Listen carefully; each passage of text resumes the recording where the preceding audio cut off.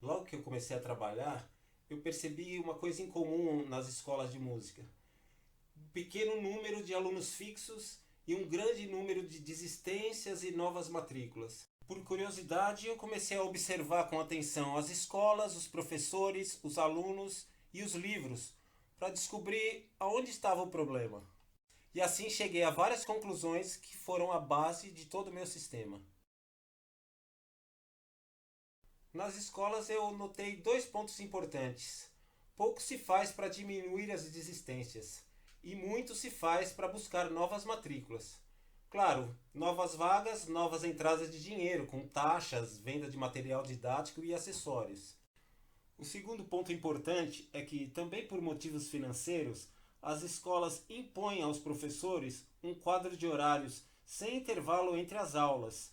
É uma rotina estressante que gera ansiedade, porque qualquer assunto importante a ser tratado, como conversar com pais de alunos ou simplesmente ir ao banheiro, vai gerar atrasos. E efetivamente gera atrasos. É uma rotina de impontualidade que não é boa nem para o professor, nem para o aluno e nem para as escolas.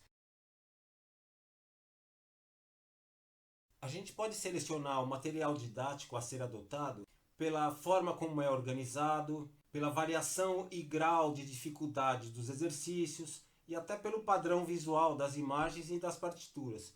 Mas o conteúdo vai ser sempre o mesmo: teoria musical, técnicas, padrões rítmicos e repertório. Então eu acredito que qualquer material escolhido deve funcionar. Na minha opinião, é este o ponto que deve fazer a grande diferença: a didática do professor, a maneira com que ele transmite a informação. E para que isso aconteça de forma eficiente, é preciso conhecer bem o aluno.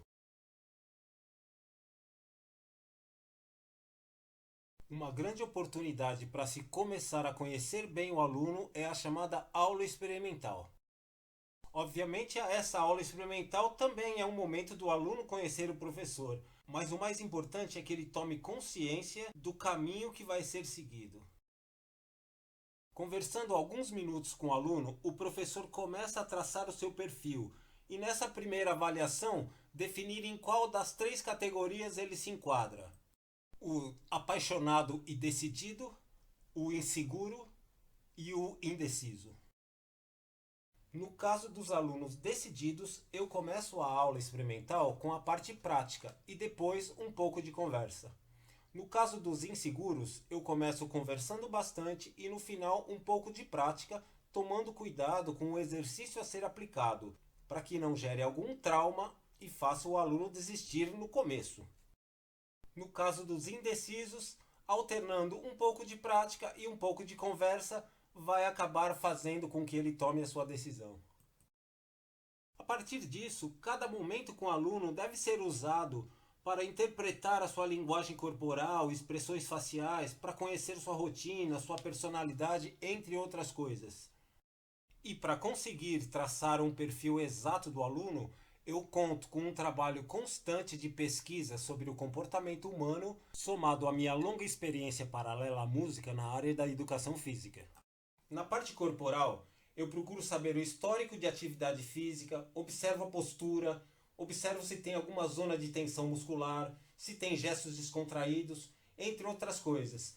E tudo isso me diz se existe algum ponto que possa dificultar o desenvolvimento na prática do instrumento escolhido.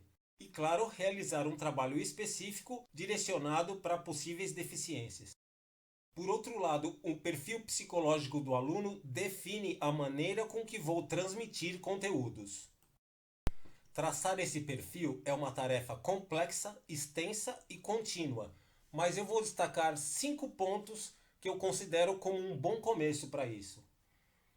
Saber se ele é comunicativo ou não, se ele é ansioso ou não, se ele é mais ativo ou mais parado, se o seu raciocínio é mais lógico ou mais intuitivo, ou se ele é mais disperso ou mais focado. Comecei a desenvolver esse sistema há mais de 25 anos e continuo desenvolvendo, na verdade. Nesse caminho, muitos alunos hoje são músicos profissionais, outros são amadores muito competentes e outros são pessoas que passaram até a música como forma de expressão.